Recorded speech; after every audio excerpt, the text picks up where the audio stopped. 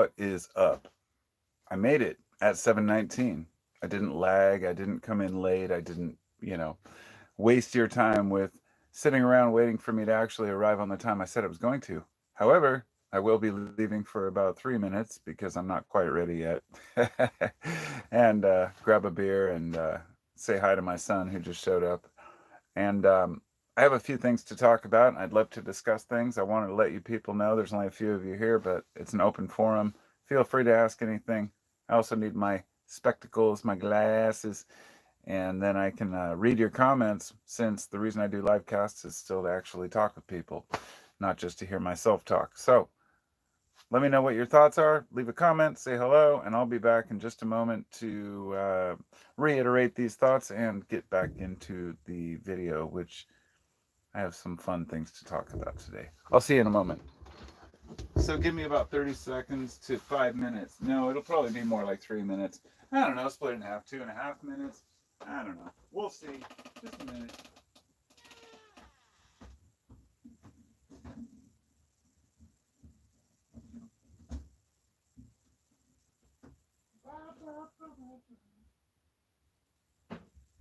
I'll be podcasting.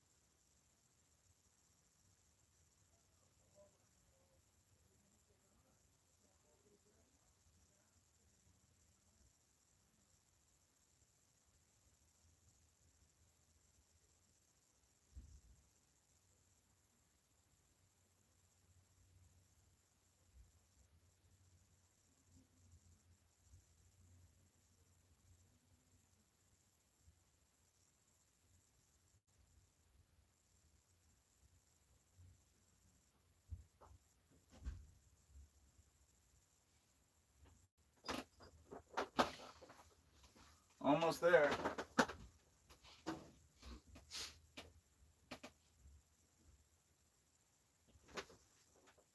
Okay, I'm back. I'm back. Sorry about that. I had to say hi to the family, and the family is important. The family is the most important thing. I see. I gained subscribers. I'm going to grab my glasses. I swear to God, it'll take me 30 seconds. But I got to be able to read the comments.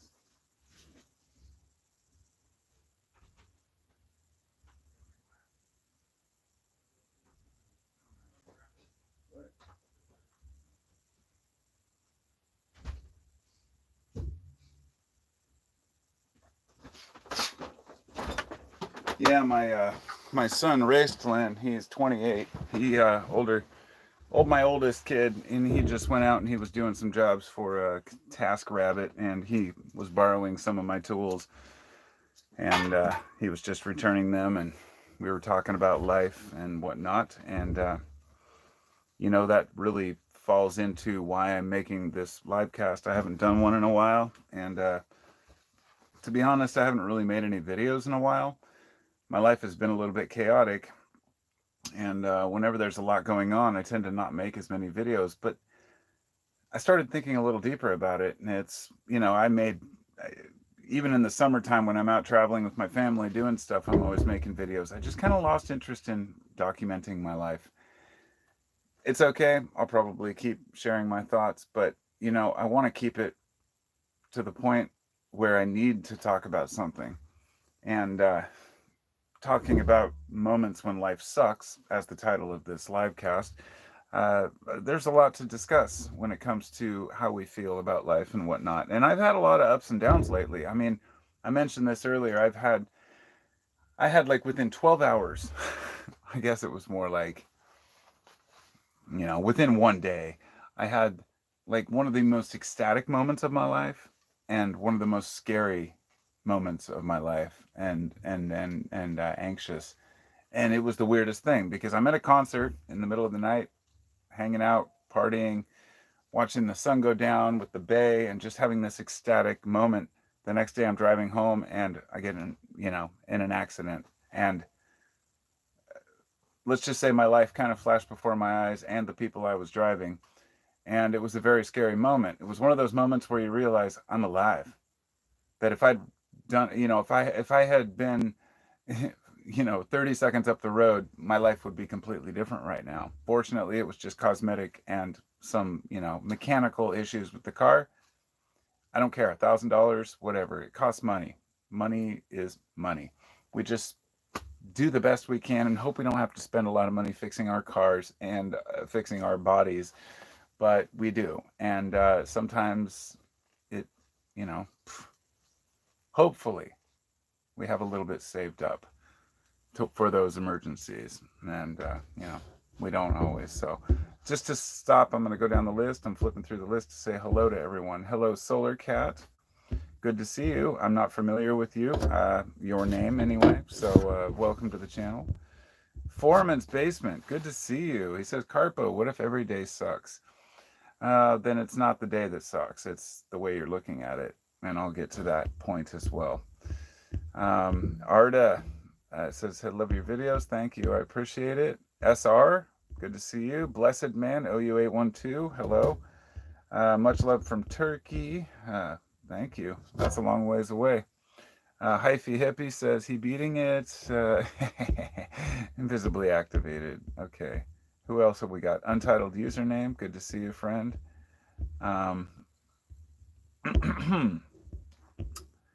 This is how I do it for anyone who's not been to a live cast. I talk for a while, then I read through the comments. So, Blessed Man says, I had one of those days recently, extreme highs and lows. I feel when we think I'm up money, something happens that puts me right back in the red. Let me tell you about money. I've talked about this before, but for anybody who's newer to my channel, I was a carpenter for many years. I've done various tasks from roofing up to, foundations, additions, and eventually finished carpentry and doing cabinets and furniture and stuff like that. I love working with wood. I love building things. But about in 2013, maybe 2012 or 13, I was pushing myself a little too hard, moving a lot of lumber, and I wasn't properly lifting, and I fucked my back up. I had sciatica like you wouldn't believe, and it crept up on me, and I kept working. I would get out of my car, and it'd take me like 10 minutes to stretch before I could actually work. And I did my best to bust my ass, and one day I just told the guy I was working for, I'm like, I'm out of here. I was like, my back's killing me. I'm quitting. He's like, that's fine. Come back whenever you're ready. I'm like, no, you don't understand. I'm quitting carpentry. And it was devastating for me. This pertains to the title of the video, of when life sucks sometimes. I felt like all the skills that I've learned everything that I've worked towards, the only thing that I really had as far as a trade of knowledge. It's not like the only thing I want to do, but it's something I'm good at. And all we can do is yearn towards things that we're good at and hope that we enjoy it. I mean, it's not like giving up and saying this is the best I can do, but I enjoy working with wood. But I quit and just kind of said, I can't do this anymore. I was incapacitated for a while. And then Kratom became part of my life. It was very beneficial to me before I even quit carpentry. But after I quit, it really helped me with the pain. And therefore, I said, well, why not be a Kratom vendor? So I started selling the highest quality Kratom I could find. And for 5 years, maybe, I sold Kratom. Then about a year ago, I went back and started working for doing carpentry again, building tiny houses. I went and looked for an ad for a carpenter, and I said, I want to get back into doing something that matters, something that feels like it's pulling my soul. And, every day getting up and going to work can be hard. Fuck, it doesn't matter what you do. Sometimes shit sucks. I mean, let's be real here. We all do our best to enjoy the job we have and the thing we do. If you're fortunate enough to get up every day and be excited to go to work and never feel like you're even at work and never want to come home, dude, you're doing really well. I mean, I feel that way a lot of the time. I still want to go home, but I don't think about going home. It's like I don't mind going home at the end of the day. It's not like I want to stay and keep working forever.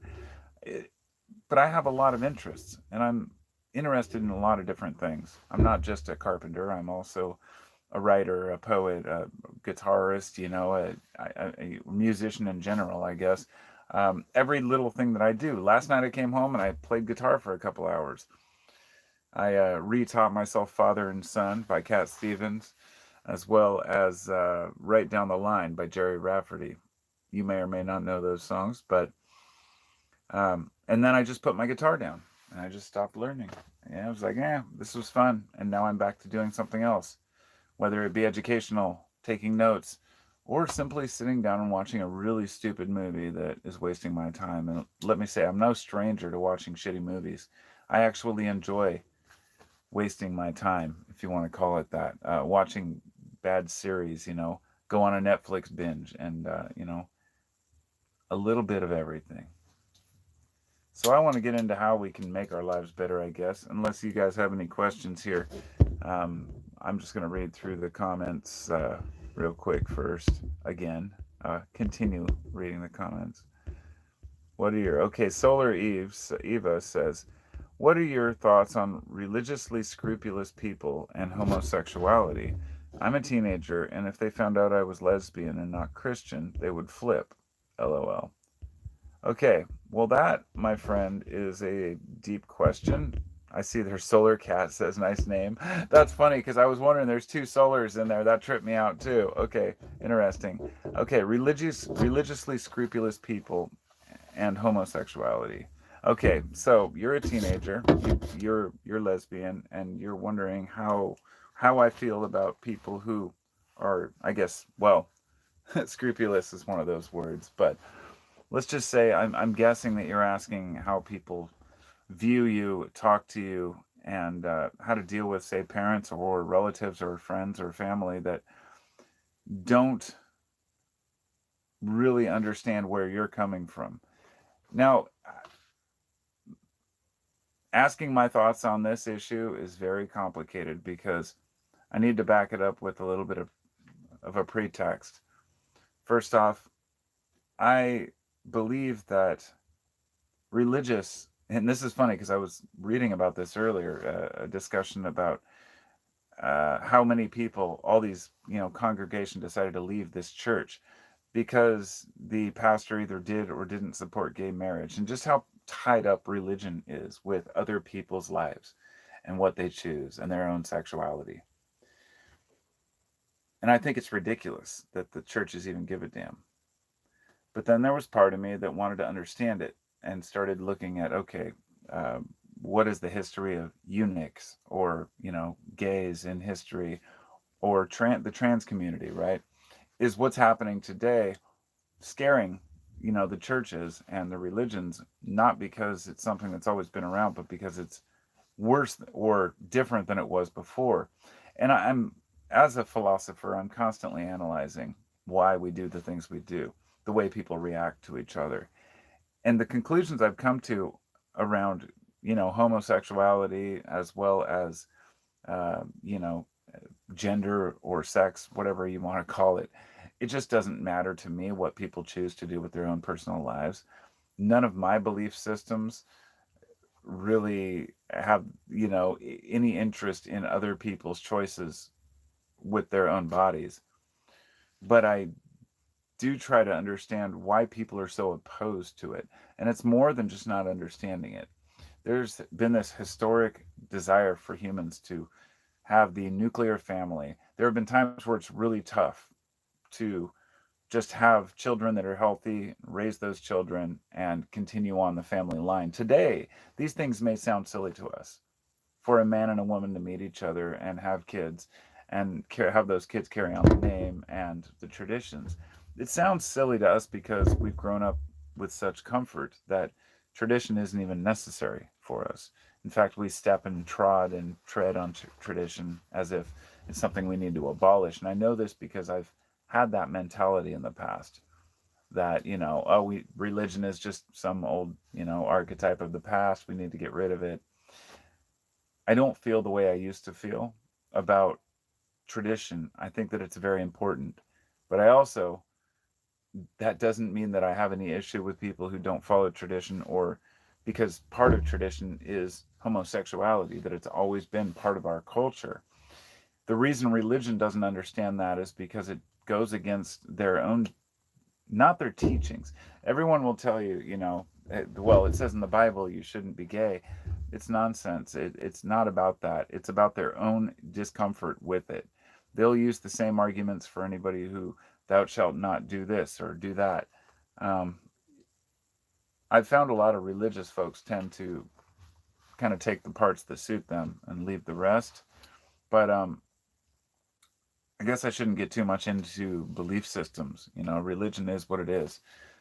But saying that, it's a very blanket term. We have so many different belief systems. And God, I've learned so much about it by talking online with other people who are Christians, for example, or Muslims. It's fascinating. People are fascinating. I guess I went off a little bit on religion there, but and homosexuality, but neither of them are things that I really understand. Flip back through the comments, see where I'm at here. Okay. Harboring the same feelings. Lock down a woman by knocking her up. I missed something there. Blessed says, I sent you a message on page. Oh, Patterson, you meant Patreon. I'm sorry, I haven't checked my Patreon. I just got a new phone to replace my old crappy one, and my computer is like 8 years, 10 years old. It's just an old, it doesn't. I forget to log into Patreon. I'm really bad with technology, and just tell you straight up here, I'm horrible with organization when it comes to technology, and that's why I could never make a successful YouTube channel where I could actually make an income off of it or do something. Because it's like one week I'll want to make a really cool video, and the next week it's like, I just don't care, But anyway, he says, I left you a message on Patreon. Do you enjoy hunting mushrooms? I find out the woods around DRU have some of the best mushrooms. Yes, we do. And I actually, a couple of years ago, I went out into the woods up by the Olympic National Forest by the coast, and we just hiked straight out into the woods and found this whole tree just full of chicken of the woods. And that's an amazing mushroom that smells like chicken.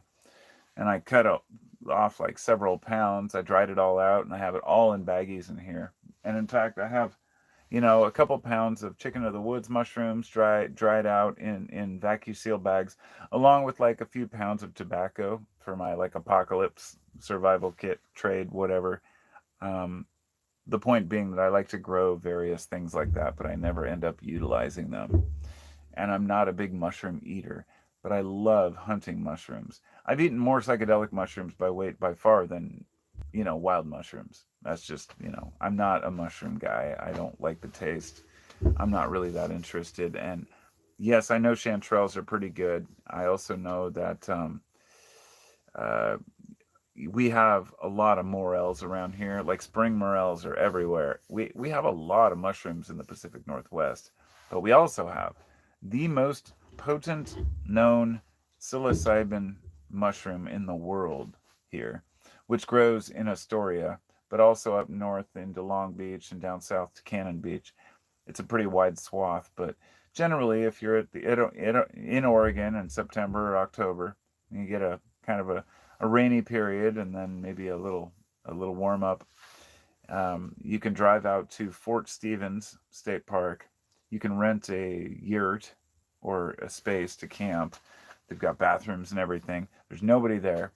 Then you can just walk along in the forest and find what they call flying saucers, and these are the huge psychedelic mushrooms known as azurescens.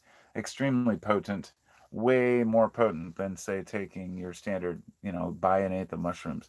They can be 2 to 3 times more potent or more, and they also contain other compounds like baeocystin, which can, since it's a wood-loving mushroom, they grow in the woods. They can actually, a lot of wood-loving mushrooms can cause mushroom paralysis, to where if you take a few grams of it and you get too high, your legs might stop working for a period of several hours, and you're like stuck where you're at until they start working. Scary as shit to people. Hasn't happened to me, fortunately, because I'm very careful. But yes, we have a lot of mushrooms out here. Thanks for reminding me, because this spring I really want to get out there and do it. He says functional and psychedelics. Yep. Yep, that's the thing. The mountains have a lot of psychedelic mushrooms that are unknown. I have this dream of getting basically a MSGS, I think, a mass spectrometer, or using gas chromatography somehow to, on the go. And I know they have these, but they're very expensive right now. But just like in the movies, a little, sci-fi movies in the future, a little digital device, you take a piece of plant matter, you put it in there, pink, shows you everything that's in it. The problem that they have with these right now, the ones that they do have that are consumer grade, is that they only they depend upon user input. So, for example, it's like the graph might show what's in something, but you're not going to know what that compound is, and it might not detect certain compounds. So, let's say you find a mushroom in the woods, you put it in the thing, and it says, "Oh, it has psilocybin in it." Well, first of all, you'd have to program it to detect psilocybin. And once you've done that, if that's possible, once you've done that, then you also have to realize, well, is it programmed to look for arsenic or other compounds that might kill you? It's a tricky one. I think you can go by kind of the plant rule, if it's, if it you take it eat a little bit at a time kind of thing. But that doesn't work with mushrooms. Poisonous mushrooms are no joke, and I do not recommend anybody ever taking mushrooms that they're not aware of what you're taking. So I want to get to wavy carpo, or wavy caps. Yeah, there you go. It gives you a sense of resolution. So I had a psychedelic experience this last weekend that really blew my mind. When we were up at the Gorge for the Dead and Company show, we didn't get into the show, but we sat back at camp and hung out. And we had this guy come through our camp. This guy was a professional dealer. I mean, a professional drug dealer. He came through. He gave us his info, his card. He's got his WhatsApp and everything. He had several different compounds broken up into the milligrams, everything. One of the things he had was 2CB. Now, 2CB is a compound that is a psychedelic very similar to other LSD-like molecules, but let's just say, if you take LSD, it might take you always eat LSD, active in micrograms, and you might wait 45 minutes to an hour for it to start to hit you, and then maybe an hour and a half in, you really start to peak. Then it can wear off over 4 hours or so, and then gradually decline until 8 hours later or so you start to get to the point where you can feel baseline and get back to sleep. This is a general consensus. Everyone's different. It tends to keep me up late. If I take it at 7, 8 p.m., I'm up till past dawn. 2CB, on the other hand, comes in a powder form. 25 milligrams is a good dose, and you can either eat it or snort it. I hate snorting things, but I made an exception for this. And the first time I took it was at the Gorge, and I took the whole 25 milligrams, and the peak was, it really came on quick. It was quicker than LSD. Maybe within an hour, I was like, woohoo. And it lasted about 4 hours, and then it had just dropped off. It was gone. It was the strangest thing. One of the best psychedelics. Alexander Shulgin, the old man who had synthesized it, he synthesized hundreds of psychedelic molecules. And he made it pretty clear from what I remember that 2CB was his favorite. And I totally understand why. But here, point being that I took some at the Gorge while I was hanging with my son and his girlfriend and some other friends of ours, just laughing and talking about life. And then I picked up a little more from the guy. He had them all wrapped up in these little paper bindles inside a baggie that said something shaman. I'm not going to say the name because I don't want to spread his name online here.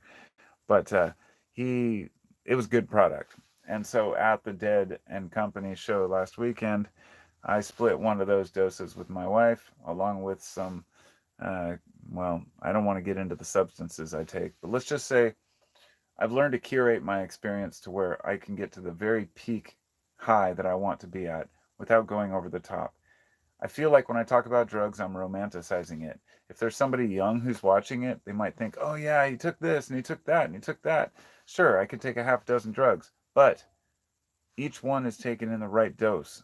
Of my almost 50 years of experience, at least 30, 35 with substances, and learning how to moderate. And, if anything, it's about harm reduction. We have learned to tap into the mind and to make our experience better. If I know a lot of people get hung up on illegal drugs, like, oh my God, a person took psychedelics and smoked pot, but they're okay with somebody who not just drank alcohol, but took pharmaceuticals from a doctor, some anxiolytic, antidepressants. 20% of Americans take an antidepressant of some kind. 1 in 5 people is basically walking around with a mentality that is not theirs, which is given to them by the drug they take. I'm not saying there's anything wrong with that if it works for them. I'm saying that people have to realize if somebody needs a couple drinks to get there, it's it's the same thing. It's different because it's more visible. You can smell the drug, right? You can see it visibly on the person. But honestly, anybody who takes benzodiazepines like Valium, or somebody who takes Xanax or Klonopin, very similar effects when you take too much. Um, what is normal? That's the point. When I talk about having a bad day and I say sometimes things just suck, can we improve that by using substances? You know, and when have we gone too far? You know, when it affects those around us, when we've damaged ourselves. Uh, I'm very cautious about what I do take. I try to keep it. I don't know. It's hard for me to say that something organic or from nature matters more than something that's you know man-made. It just depends on the substance itself. Um, there are synthetic compounds, synthetic psychedelics, but they're usually derived from some natural source. I'll give you an example. Psilocybin is life-changing. The ingredient in magic mushrooms, or psilocin, if you will, metabolites, all that shit. It doesn't matter. Taking mushrooms, magic mushrooms, can change a person's life, but so can LSD. And a lot of people, even me growing up, would hear, well, LSD is synthetic. It's made in a laboratory. Well, yeah, of course it is. But it's not something that's just created out of thin air. It was derived from the ergot fungus, which is psychoactive on its own, which grows on wheat. And many people through history have eaten this tainted wheat and had collective psychosis. There are theories that the witch trials, or at least some of the witch hangings, were due to people eating tainted wheat and having psychedelic delusions that these people were witches. And there's some credence to that. But who knows how many stories that weren't told through history of people tripping out on wheat that didn't even realize. Well, then they realized that, of course, this compound can be extracted from the ergot fungus to make ergotamine or ergotamine. And when you mix that properly with the right compounds in the right proportions, you end up with lysergic acid diethylamide, and or LSD, which is a compound that's, yes, made by man, but a naturally occurring compound is what inspires it. And yes, Albert Hofmann, back in the day, when he invented this, he put it on a shelf. And it was like years later that he had a dream about it. And something told him to go look at that again. And apparently he was looking for a cure for his wife's hay fever, something like that, sinus problems. But he ended up spilling some of that compound on himself riding his bicycle home, and it was the famous Albert Hoffman bicycle trip, which brought LSD into the limelight. Then the U.S. government manufactured or had bought up all the stuff that had been manufactured at Sandoz Laboratories, barrels of LSD, if you will. And basically, it's the U.S. government that popularized LSD. So, cheers. Cheers to you, to the military.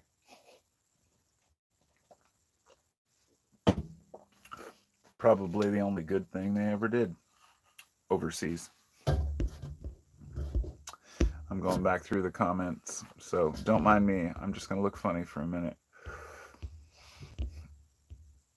Where was that? There we go. Hopefully this video doesn't get taken down. Why would it? I hope not. Solar Cat says, have you experienced ego death when taking drugs? I don't believe in ego death, but yes, I have. I definitely have multiple times. I've seen what you would call the Godhead, or what I called the Godhead. I have encountered moments that I could never explain in words. But I want to make it clear that ego death isn't something that's real.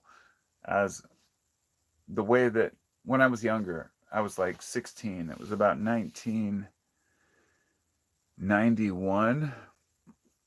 And I bought this book at the bookstore at Powell's Books called The Psychedelic Experience.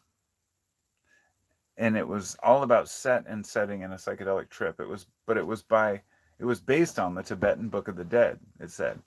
And it was written by Timothy Leary and Ralph Metzner.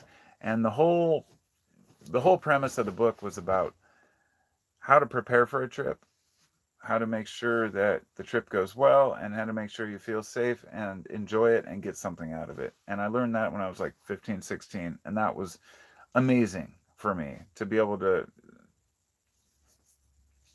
The first times I took psychedelics, I took them for fun, like most people do.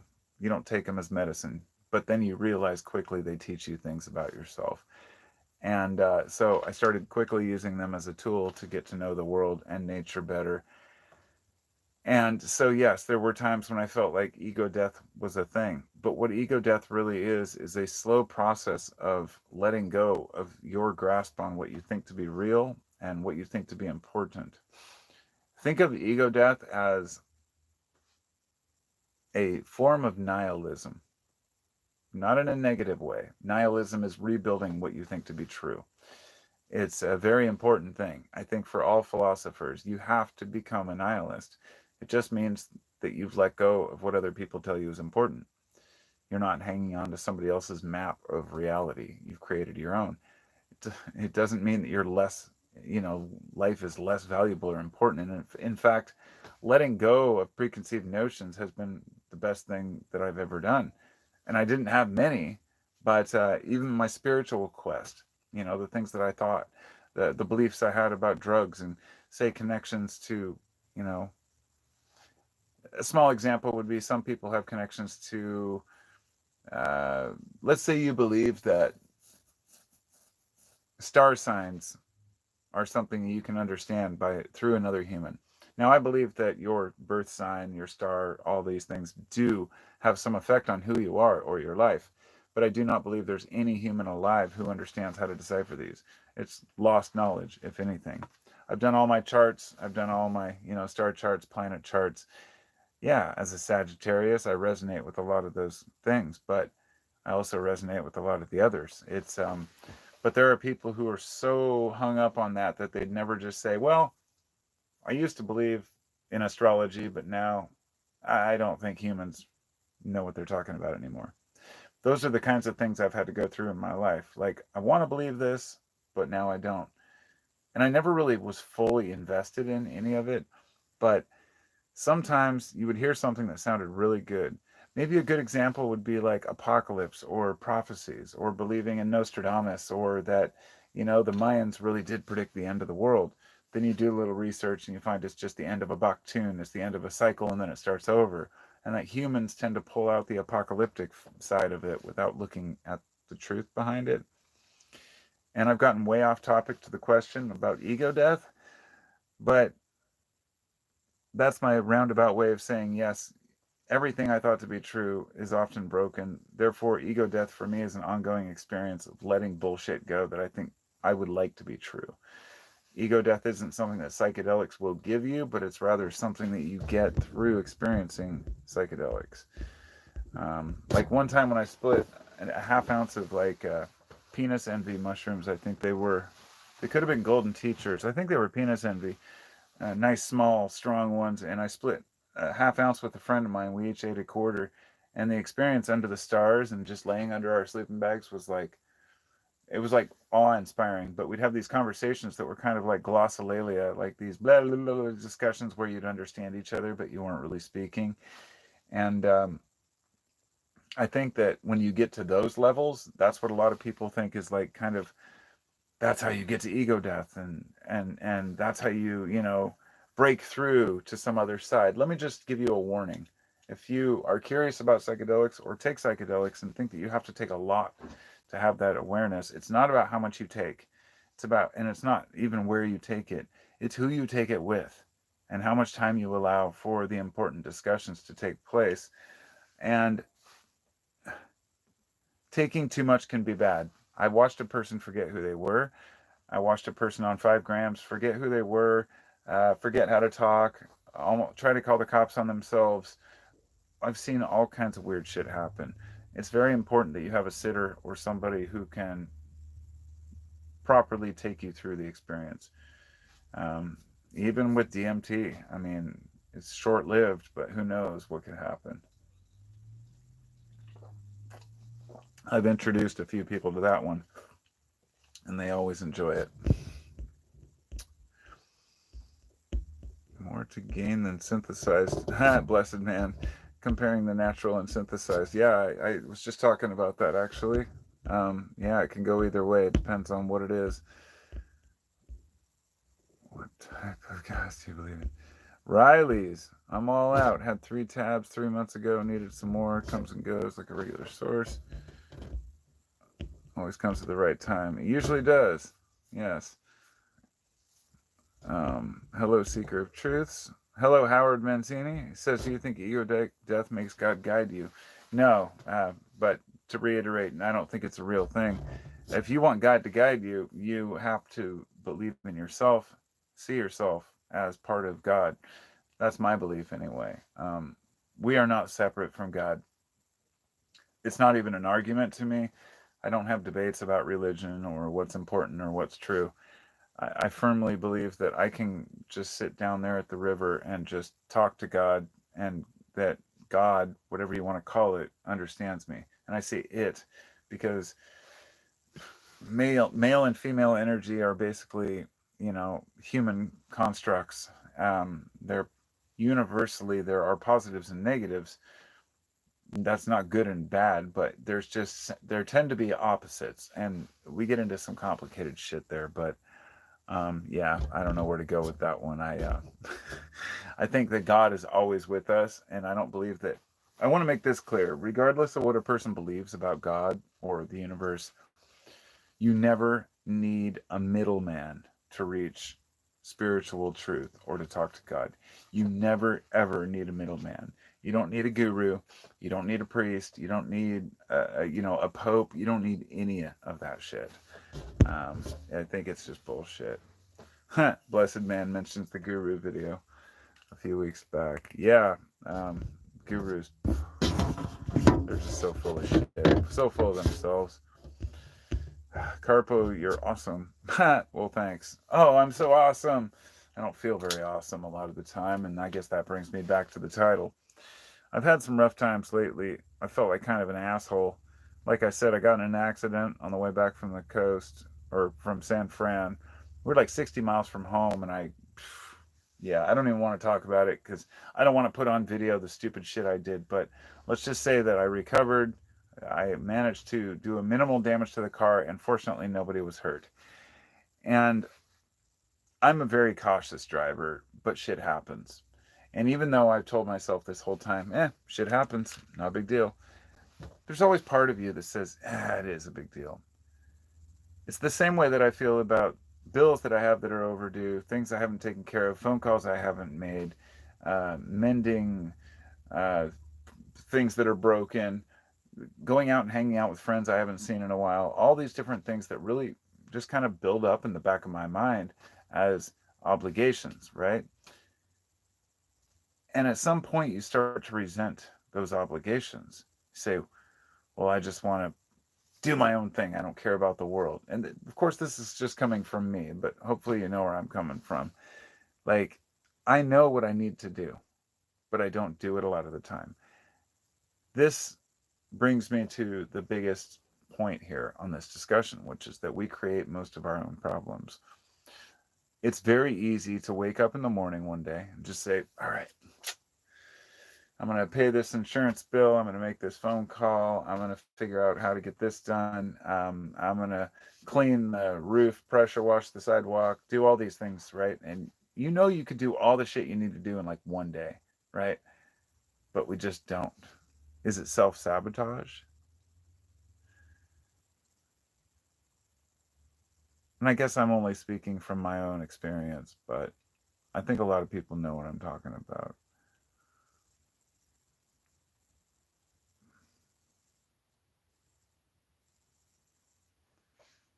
Somebody just said downloading your wisdom. That's really funny because I was just thinking about the difference between wisdom and knowledge.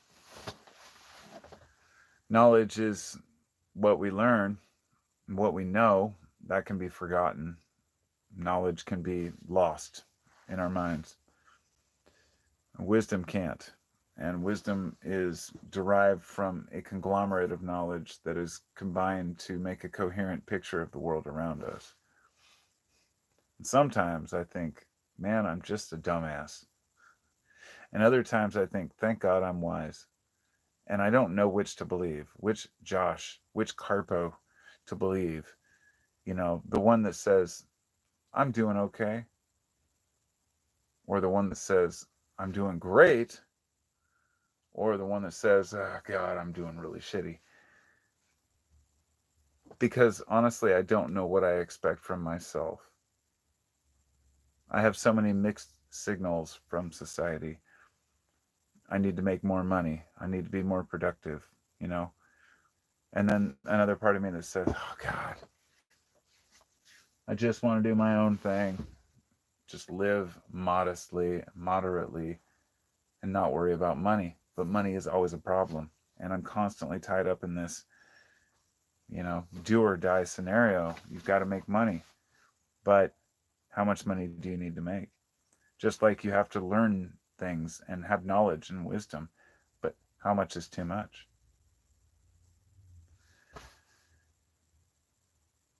Ignorance is bliss is a comment I've heard a lot. And I always thought it was complete bullshit, a cop out, a way for people to just say, I don't need to know things. But, or maybe even a jab or a slight insult at those who aren't wise. But no, I get it now. Ignorance truly is bliss because the less you know about, the less you expect from yourself and society, often the better off you are. At least those are my thoughts on it.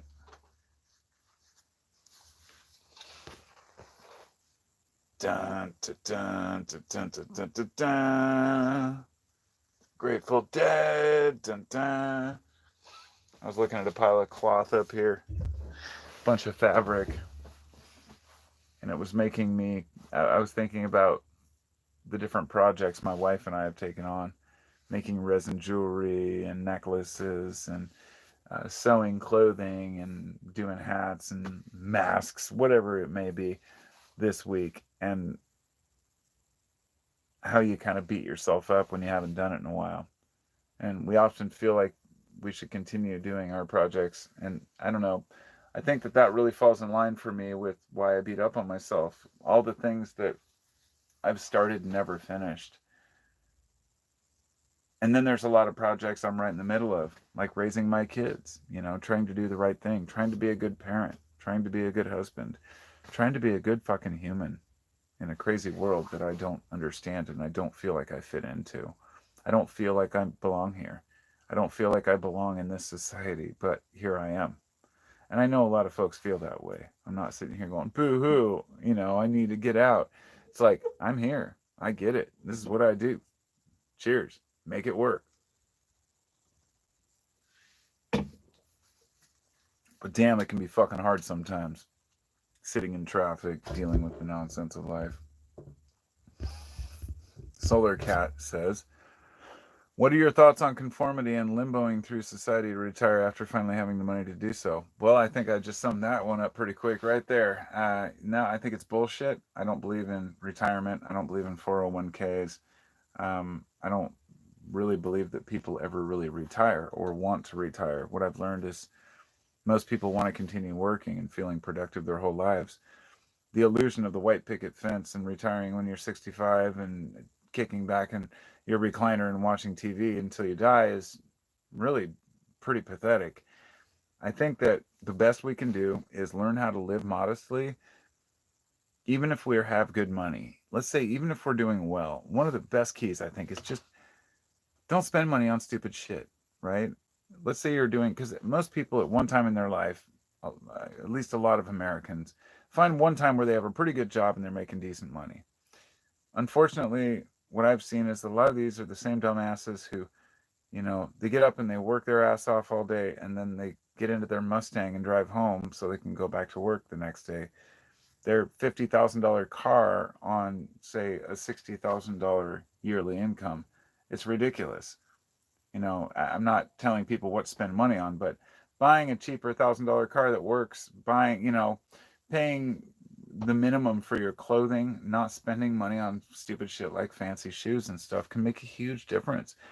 It doesn't seem like it really is that big of a deal. If you've got money, you want to spend it, fine, but spend it on experiences. That's the key. I'd rather take my family out and go do something fun than sit and look at this fancy new phone I bought. Like, people will stand and buy the new iPhone. They'll buy the new Tesla. They'll buy whatever they can, even if they can't afford these things. We have a kind of a disease in society right now of, consumerism. But that's what conformity is, in my eyes, is people thinking that they need to keep up with the Joneses, and I call total bullshit on it. You know, when I need some extra cash, that can be stressful, just like everybody else. But when I have extra cash, why spend it on something dumb? Save it and be smart about it. And then when you do retire, even if you're not making as much as you were, you won't feel so bad. You know, you'll feel like at least you're doing okay. So anyway, my rant. I'm going to have to end this soon. It looks like I'm getting up to 50 minutes. Might actually turn this off. And congratulations to me for my 23,000 subscribers now. Somebody mentioned that, and I haven't really paid attention to the subscriber count because YouTube shadow banned me a long time ago, in a way. I don't know exactly how it works, but the topics I have discussed in the past got me on a list where my channel just stopped growing, like, overnight. It was during COVID when I got a couple of strikes against it. And it's okay, because I'm here to talk with you. My subscribers that I already have, you're all amazing, and I appreciate you all. Oh, look, I have 13 people watching and 13 thumbs up. Thanks, guys.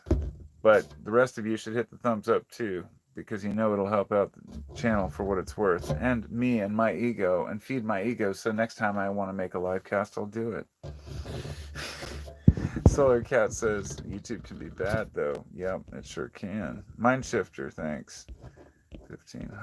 All right, so I think if anybody has anything they want to ask or any specific topics in the next few minutes here, lay them out, and I'd love to hear them.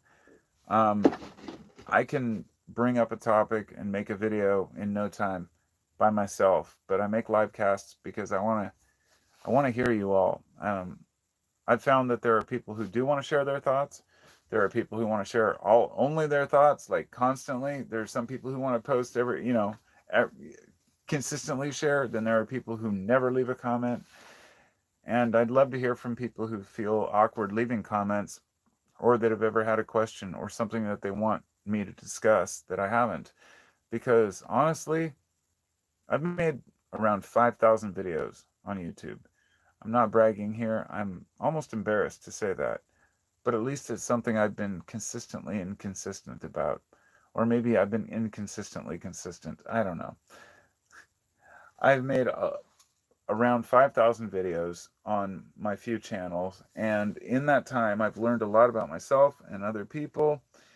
And so I've had people ask me, like, well, God, how do don't you run out of topics? It's like, no, I can't run out of topics because I'm always talking about what's on my mind. My mind never stops running, and I always have something to discuss. But I can understand how that would be possible if I was one of the standard YouTubers today, where, like, let's say the guy who talks about scary stories, like say the Mr. Ballin, everyone's heard of him. Any of those guys, or the Mr. Nightmare channels, where they have all these, they'll start their channel and they have all this great info and all these great stories, but eventually they run out of stories and they end up retelling the same stories or telling stories that aren't even that interesting. It's the reason why I've always made my channel about random shit, because then I can talk random shit and never have to worry about it. And because of this, I don't take it very seriously. I don't take myself very seriously, because I don't make any real ad revenue off the channel other than a couple of videos I monetized from long ago. And I do monetize these live casts as well.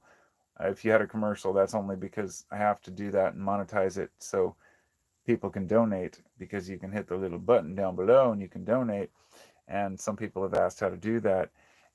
But other than that, I try not to monetize any of my shit, because it's not about the money, it's about talking. It's about life. It's about communication.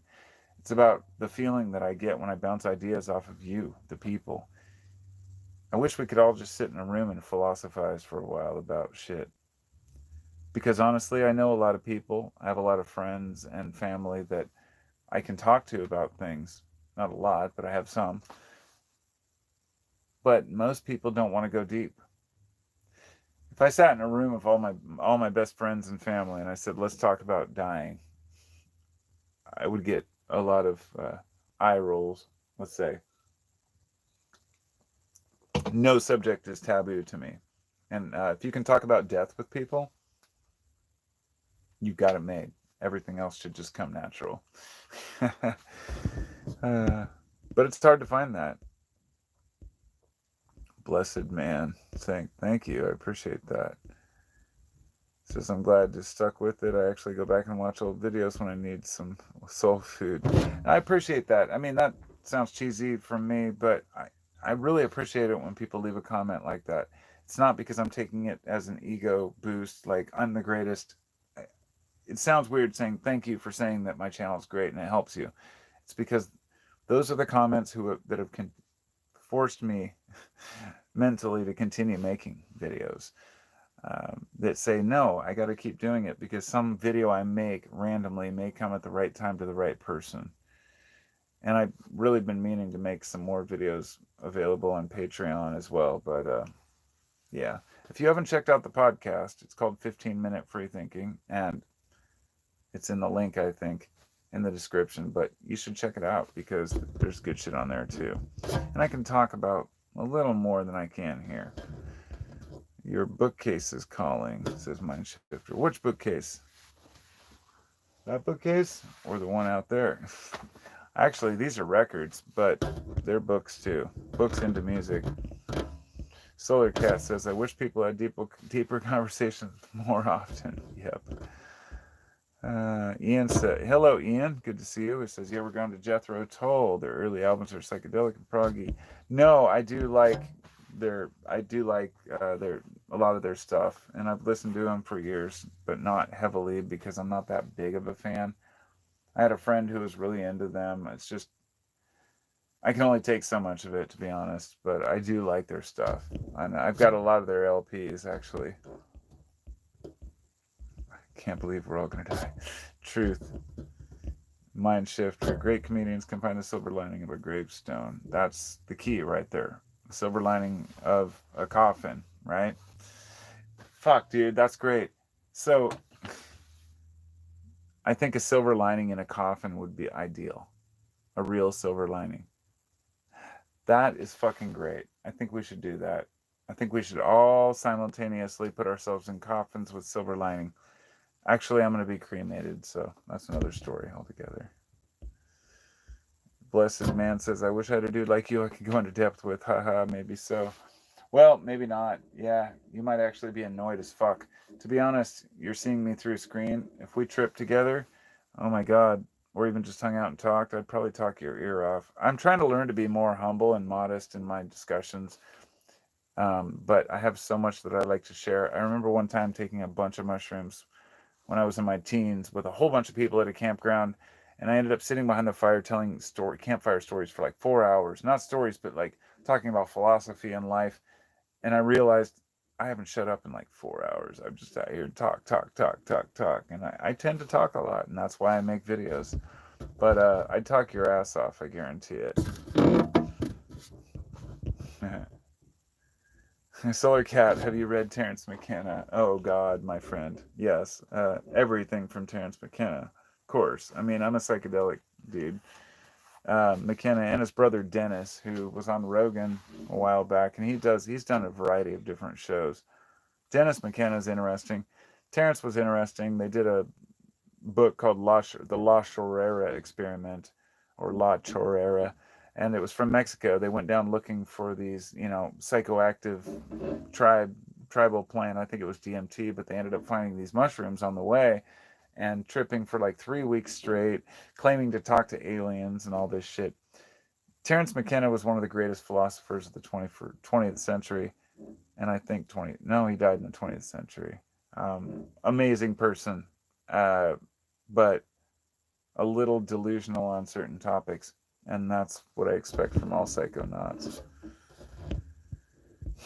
SR says, I was a hospice nurse. I wish Americans would talk about death. It comes and they act surprised. It's annoying. I get it. I'm with you. It is annoying. It's like, oh, really? You weren't aware this person was going to die? I mean, I don't believe in mourning death. I believe in celebrating life. So that's just me. But coffins should be like a Christmas present. Yeah. Yeah. Well, they are if somebody opens them up and you're rich and you can get a crown and a bunch of jewels. It's always funny to me. I always thought, how harsh is it to be a grave robber, right?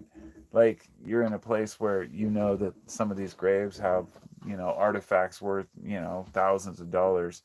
Your family's hungry. Of course you're going to dig up a body, even if you have a religion that forbids that. You're going to be like, no, I can cut corners because they believe something different. So it's not my God. And, get a few, crown jewels so you can sell. I get it. It's the same way why people hunt rhinos for their horns. The same way that people, strip the earth of its minerals so they can make a few bucks, or go into mines when they're 10 years old so they can try to make enough money for their family. But that's depressing shit. Don't want to go there. Don't want to get into that. But there is a lot of fucked up shit going on in this world, and it's hard not to think about it. You know what I mean? Like we want to be able to ignore the bullshit, but we can't. I mean, we're immersed in it constantly.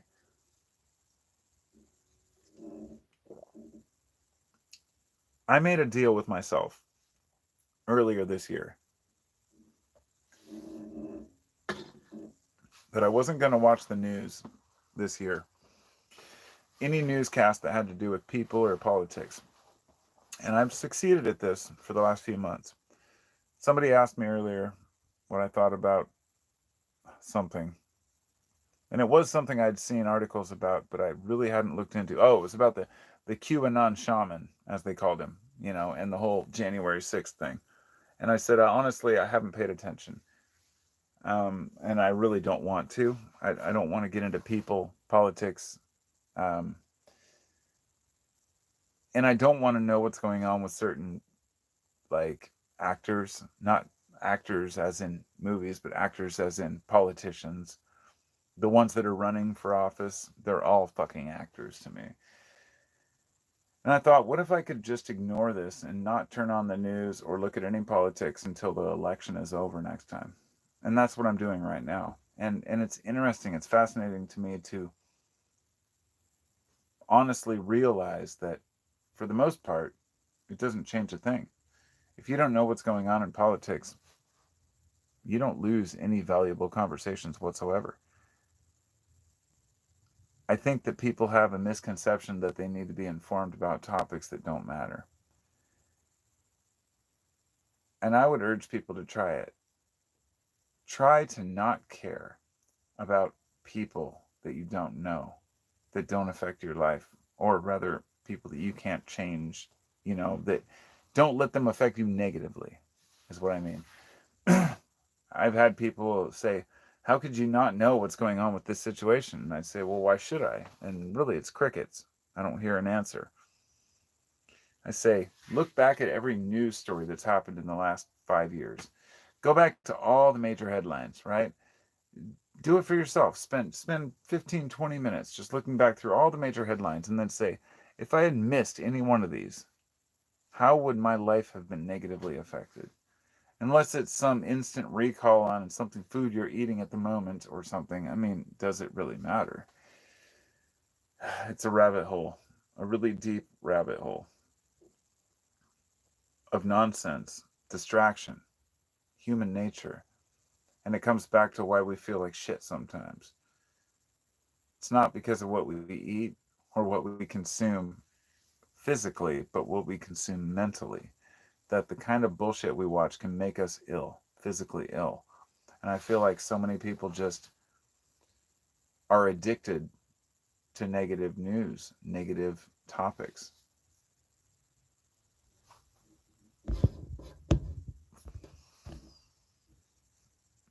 ALS.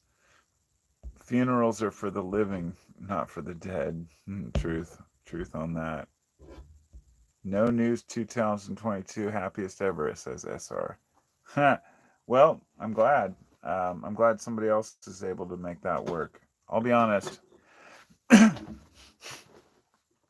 When I go on my little phone device, this little funky phony thingy, and I start looking at what's going on in the world, um, even if I just go to Google or something, it'll come up with a bunch of bullshit news feed that they think I like. Honestly, usually it has to do with like something about the Grateful Dead or maybe about Clark County where I live in, Washington.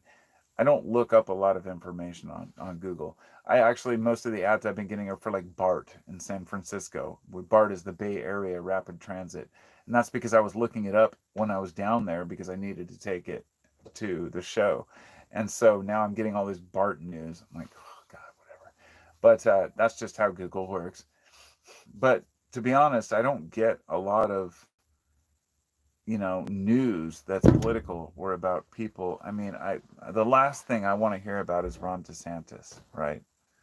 Or Elizabeth Warren or any politician. Like, those are the things that don't interest me.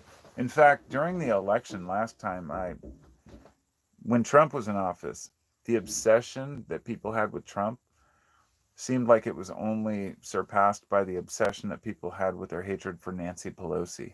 And I'm talking hatred on both sides. And I thought, wow, neither one of these people are interesting to me at all. And Trump is at least as interesting, but why Pelosi? And that, not to bring any politics in, but that was the last time I was really even paying attention. And I thought, here's this crusty old lady who's making money off of fucking people and lying and making trades and making money while the average citizen suffers. Her and her millionaire husband, yada yada yada. But why do people give so much of a shit? And I realized how wrapped up we are in other people's bullshit, and just how hard it is for people to let go of what's going on out there and really embrace what's going on in here. Gotta stop being a fucking whiner. You gotta stop looking at the world as if you're gonna change how politicians think. You can't change how other people operate. You're not gonna change politicians. You're not gonna change millionaires. You're not gonna change the world to make everybody just totally happy and content. It's not the reality. The only reason I say this is because you got to do that for your fucking self. You got to make yourself valuable. You've got to give yourself value to yourself first and foremost. I'm not talking about making you a value as a commodity for your fucking employer. I'm not talking about making you valuable to just your family or just your workplace, but to yourself, and feel like you're doing the things you want to do in life.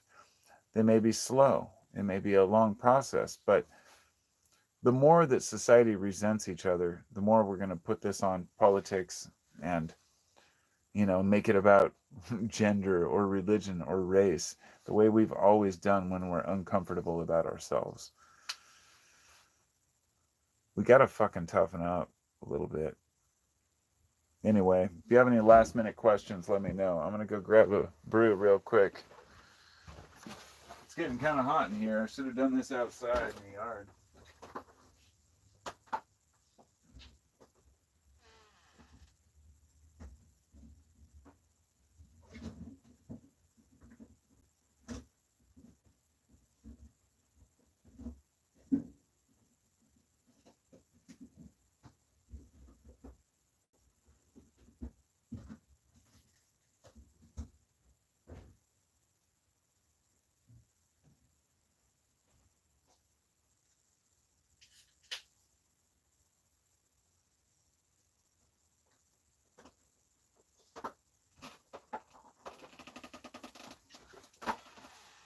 I'm not sure how I feel about things these days.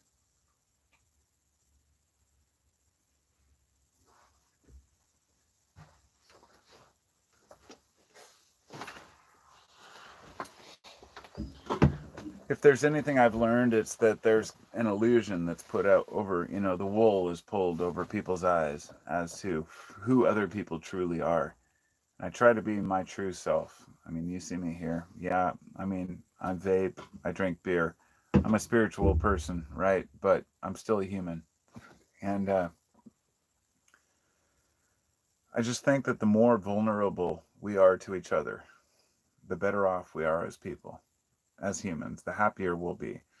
No secrets, no division based on misconceptions or misreading each other. Just a brutal honesty that you and I are both here as human beings doing our best. And we're all confused. It's damn hard. I mean, I see you. I see you. I see all of you. I may not see you personally, but the fact that you're watching, I feel your presence. The fact that you have interests in life that are your own. And I respect that as a human being. And I want to know more about these interests, but only to the degree that I still am self-interested. You see what I mean? It's about that honesty that self comes first. If you can take care of yourself and love yourself, then you can love others. And if you can love your family and your friends, then you can love strangers. And if you can love strangers, then you can love everyone. And it sounds cheesy, but it's true. And we're always better off loving each other and caring about each other. The only reason we have a bad day is because we're not looking at it right. So weave that silver lining, whatever it takes, you know? Build that reality for yourself. There are going to be hard times. There are going to be easy times. And the easy times seem to go by very fast, and the hard times seem to last forever. But you know what? The easy times are the predominant experience for most people. We just don't take it for what it is. I don't know what else to say except I love you all, appreciate you all, and thanks for coming along. Crusty old lady says, yeah, crusty old lady. That's one of my things. Oh, the great minds, the average minds, and simple minds. Yes, I love that quote by Eleanor Roosevelt. I wasn't sure if she actually said it. Some of the quotes are attributed to people that didn't say them, but in that case, I think she actually did say that. But she's right, and makes me wonder if being a small mind is maybe easier sometimes, but maybe not. Hey, Rob, good to see you. I appreciate you all. Riley's, Mindshifter. This is where I'm going to have to call it quits. It's been an hour and 10 minutes. There's only so much I can say on a live cast. I really feel like I can't do it much justice at this point. And I don't even know if what I've said is even worthy. A lot of the times I've done these live casts, I don't even make it public. I end up just deleting it. So a lot of my subscribers don't even know I did one. But let me say that if you catch one, I appreciate you all. I appreciate your time. I appreciate you. I am a cheesy, strange, awkward 6'3" lanky dude making videos on YouTube, trying to figure out himself and his world. And I'm glad he can be here to share.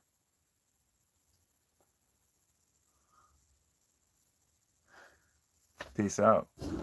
Be well.